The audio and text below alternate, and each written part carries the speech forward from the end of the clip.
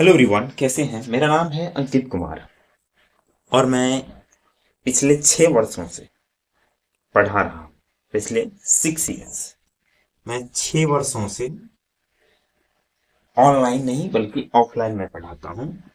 मैं हालांकि ऑफलाइन या ऑनलाइन भी मैं कई ऐसे वीडियोस में डाल चुका हूँ अपने चैनल पे, लेकिन उसमें कुछ खास मुझे रिस्पॉन्स नहीं मिला है। ठीक है, मैं पिछले 6 वर्षों से पढ़ा रहा हूँ। अब मैं पढ़ाता किनको किनको हूँ पहले ये जान लेते हैं।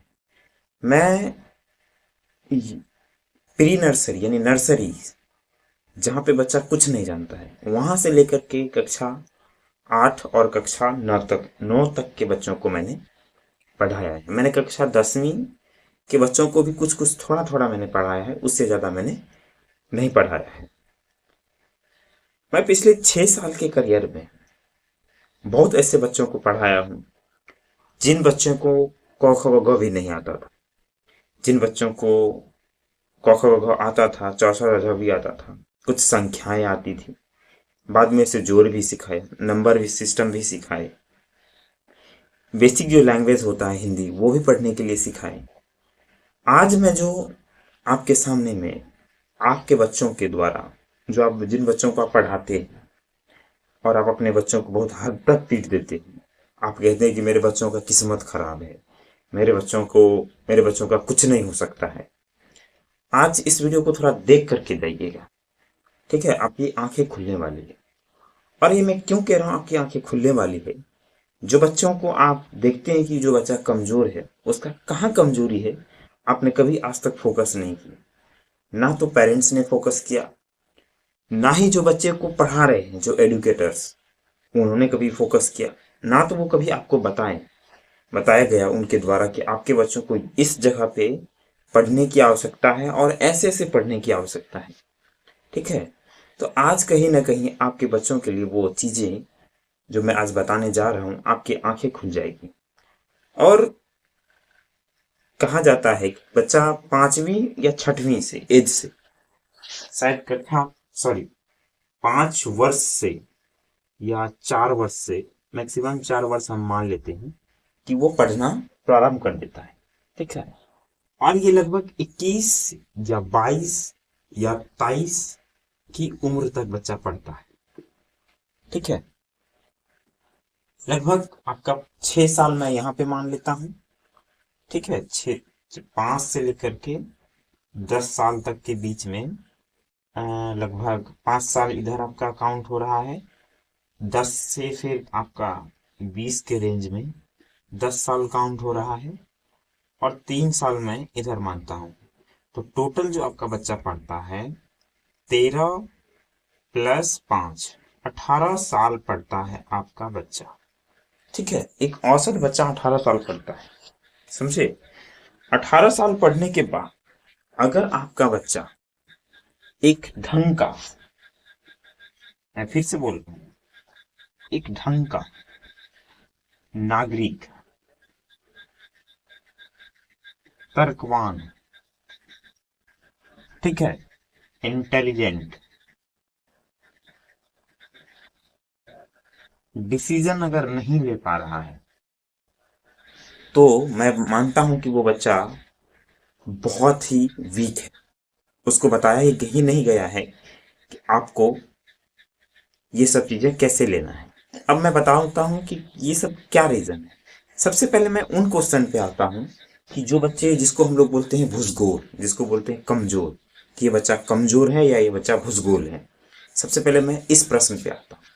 अब देखिए, ये बच्चा भुसगोल है, भुसगोल या कमजोर, ये बच्चा क्यों कमजोर है।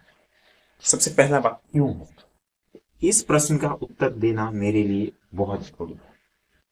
जब भी आप इन बच्चों को पढ़ाएं, ठीक है, आप जिसको कमजोर या भुसगोल बोलते हैं, आप अगर इन बच्चों को पढ़ाएं तो सबसे पहली बात यह होता है कि आपका बच्चा 5 ईयर से पढ़ना प्रारंभ करता है। ठीक है, कुछ बच्चों को सीखने में जो लर्निंग पावर होता है, लर्न पावर, वो स्लो होता है। कुछ बच्चों का फास्ट होता है, कुछ बच्चों का मॉडरेट होता है, और कुछ बच्चों का वीक होता है। अब देखिए, ये लर्निंग पावर उनके माइंड पे डिपेंड करता है कि वो किस तरीके से चीज़ों को प्रोसेस में लेता है और ज़्यादा से ज़्यादा कंज्यूम करता है। अब कोई भी बच्चा एक बार में नहीं सीखेगा कोई भी चीज़। मैं मान करके चलता हूँ कि कोई भी बच्चा कोई भी चीज़ एक बार में नहीं सीखेगा। मान लेते हैं कि आपने 1 से लेकर के 1 2 3 4 5 6 7 8 9 10 आपने पहले नंबर ये दे दिया सीखने के लिए। ठीक है, कोई भी बच्चा एक बार में नहीं सीखेगा। इसको कम से कम एक बार या 2 बार या 3 बार या 4 बार या 5 बार, इसको इतना टाइम लगेगा सीखने में। पहली बात तो ये हो गई। दूसरी बात, जब बच्चा ये सब सीख जाए तो बच्चों से पूछिए कि बच्चों 3 कैसे लिखा जाता है, 4 कैसे लिखा जाता है, 5 कैसे लिखा जाता है, 6 कैसे लिखा जाता है, 7 कैसे लिखा जाता है, 8 कैसे लिखा जाता है, 9 कैसे लिखा जाता है, 10 कैसे लिखा जाता है। अगर बच्चा ये अपने मन से बता रहा है बिना किसी आपके सहायता के, तो अब मान करके चलिए कि बच्चा ये चीजें सीख चुका है। अगर आप बोलते हैं कि बच्चा 1 लिखो और वो लिख रहा है 4, आप बोलते हैं लिखो 6 तो वो लिख रहा है 9, तो कहने का मतलब ये है कि बच्चा में अभी लर्निंग पावर यानी वो सही से नहीं सीख पाया है। ठीक है, बच्चा में अभी भी क्या है, कमी है। तो आपको तो पहला चीज पता चल गया होगा कि सीखना ये सबसे बड़ा वर्ड है। जब तक कोई बच्चा किसी चीज को अच्छी तरीके से वो नहीं सीखेगा तो वो उसका सही तरीके से जवाब नहीं देगा। वो जब भी देगा उसका जवाब तो कुछ ना कुछ अलग देगा, समझ गए, उसका उल्टा देगा। पहली बात। दूसरी बात है, जब बच्चा सीख जाता है तो उनमें एक कॉन्फिडेंस आ जाता है।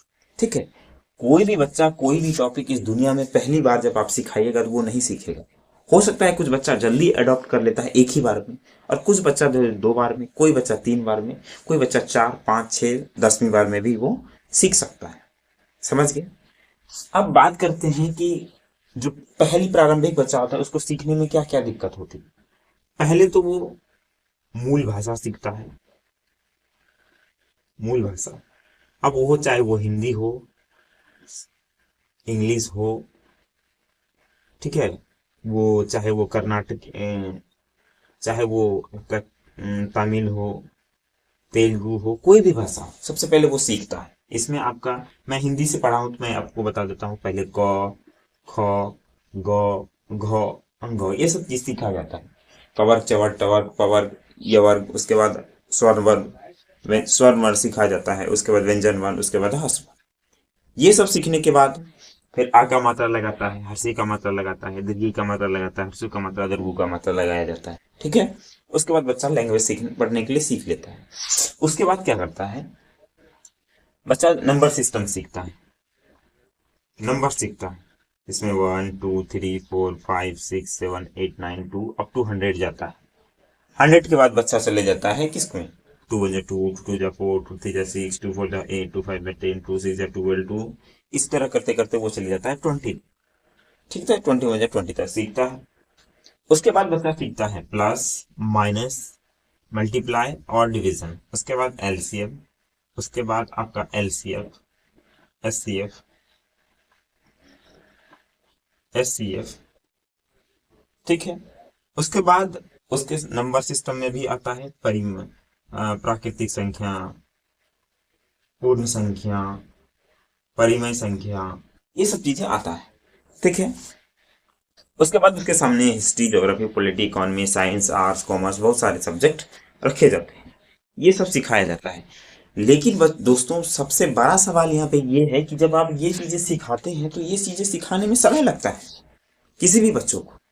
कोई भी बच्चा, आप चाहे जोड़ सिखाइए, घटा सिखाइए, गुना सिखाइए, भाग सिखाइए, लघुत्तम सिखाइए, महत्तम सिखाइए, नंबर सिस्टम सिखाइए, नंबर पहचानने के लिए सिखाइए, या फिर आप क्या बोलते हैं किताब पढ़ने के लिए सिखाइए, इसमें समय लगता है। कम से कम 2 से 3 साल समय लगता है, तब जाके एक बच्चा अच्छे से तैयार होता है। और ऐसा नहीं है कि सिर्फ एक ही बार में, एक ही साल में या 2 महीने में सीख जाए। उसको सीखने में कम से कम 3 से 4 साल लगता है, आप मान करके चलिए। और आप कहते हैं कि मेरा बच्चा पढ़ता नहीं है, पढ़ता है, लेकिन आपको पढ़वाने का ना सही ढंग पता होना चाहिए, कि सही तरीका होना चाहिए, कि सही तरीका क्या है। तो जब भी आप जोड़ सिखाइए तो उसमें मल्टीपल जोड़ दीजिए। जब भी घटा सिखाइए तो उसका एक सिखाने का जो नियम होता है, जो भी जोड़ का नियम कहता है, उस नियम को सिखाइए। घटा का नियम सिखाइए, उसको बताइए कि नियम बाबू ये होता है, नंबर इसमें चेंज होते रहता है हर हमेशा। ठीक है, जब एक बार वो जोड़ का नियम सीख गया, घटा का नियम सीख गया, गुना का नियम सीख गया, भाग का नियम सीख गया, एलसीएम का नियम सीख गया, एचसीएफ का नियम सीख गया, बुक पढ़ने के लिए सीख गया, लिखने के लिए कैसे लिखा जाता है किस पैराग्राफ में, जब वो ये चीजें सीख जाएगा तब ना एक बच्चा जो है कि अच्छा कहलाएगा कि नहीं भाई उसकी बेसिक अब मजबूत हो चुकी है। अब उसको धराओ, साइंस आर्ट्स कॉमर्स जो पकड़ाना है पकड़ाओ, जो सा बुक पढ़ कराना है। अब बच्चा 5वीं में चले जाता है और बच्चा को एलसीएम तक बनाने के लिए नहीं आता है, बच्चों को जोड़ तक बनाने के लिए नहीं आता है, उसको सही से नंबर सिस्टम नहीं आता है। ये कितनी बड़ी ट्रेजेडी है। अब सोचिए कि कल मैं देख रहा था, मैं ट्यूशन जो पढ़ाता हूँ वो लगभग 5वीं 6वीं बच्चों को मैं पढ़ाता हूँ, तो मुझे अंदाज है कि 5वीं की कक्षा में जो मैथ है वो आपका बहुत अलग लेवल का मैथ है। वहां से आपका जो नंबर सिस्टम है वो शुरू हो जाता है। आपको वहां पे ये बताने के लिए नंबर दे दिया जाएगा कि बच्चों 1 लाख कैसे लिखा जाता है, 1 लाख 1 कैसे लिखा जाता है, बच्चों 10 लाख बराबर 1 मिलियन होता है वो कैसे होता है। आपको इंटरनेशनल और भारतीय अंकन पद्धति और इंटरनेशनल अंकन पद्धति में आपको नंबर लिखने के लिए दे दिया जाएगा, बड़ा बड़ा नंबर दे दिया जाएगा। बच्चा 1 लाख लिखने के लिए नहीं जानता है, बच्चा 10,000 लिखने के लिए नहीं जानता है, तो वो भारतीय अंकन पद्धति और इंटरनेशनल अंकन पद्धति में कैसे लिख लेगा। बच्चों को नॉर्मल ये पता नहीं है कि 1 kg बराबर कितना ग्राम होता है, बच्चों को ये नॉर्मल पता नहीं है वहां पे, जबकि 1 kg बराबर 1 ग्राम, सॉरी 1 kg बराबर 1,000 ग्राम होता है। बच्चों को ये नॉर्मल पता नहीं है, बच्चों को मीटर और सेंटीमीटर पता नहीं है, बच्चे पैसे तक नहीं पहचान पाते हैं, जो रुपया होता है वो तक नहीं पहचान पाते हैं। तो आप मान करके चलिए कि हमारा एजुकेशन सिस्टम वीक है। किसी भी बच्चे को आपको अगर ये सब चीजें आप सिखा रहे हैं तो ये सब चीजें सीखने में कम से कम टाइम लगता है।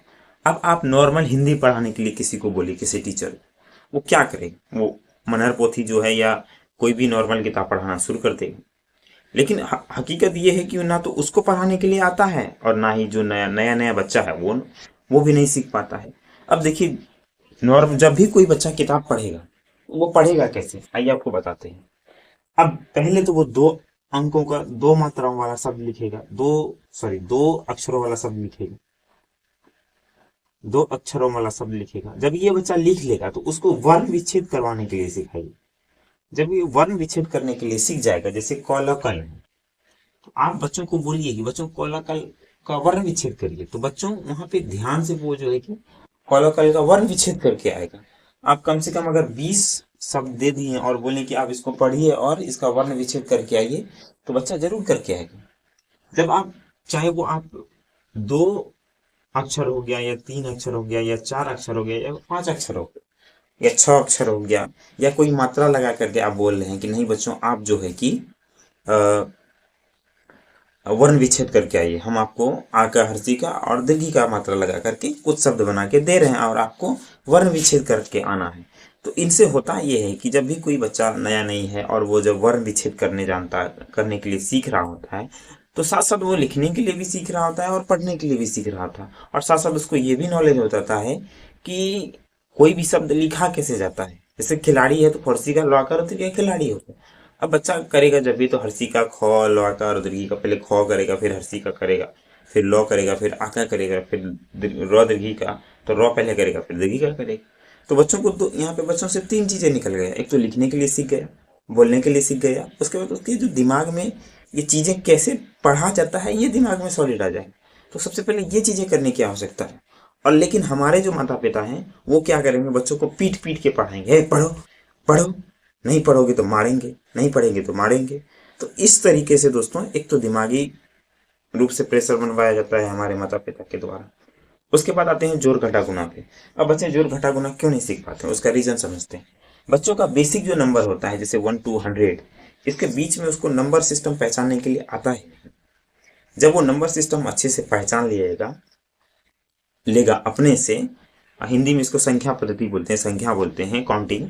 जब अच्छे से गिनती को पहचान लेगा कि 21 कैसे लिखा जाता है, 22 कैसे लिखा जाता है, 23 कैसे लिखा जाता है, 25 कैसे लिखा जाता है, 48 कैसे लिखा जाता है, 100 कैसे लिखा जाता है, 46 कैसे लिखा जाता है, इस तरीके से जब वो नंबर पहचानने के लिए सीख जाएगा तो ऑटोमेटिकली वो जोड़ बनाने के लिए सीख जाएगा। अब देखिए जोड़ बनाने में समस्या क्या है, समस्या ये है कि बस टीचर क्या करते हैं कि डायरेक्ट पहले जोड़ दे देते हैं।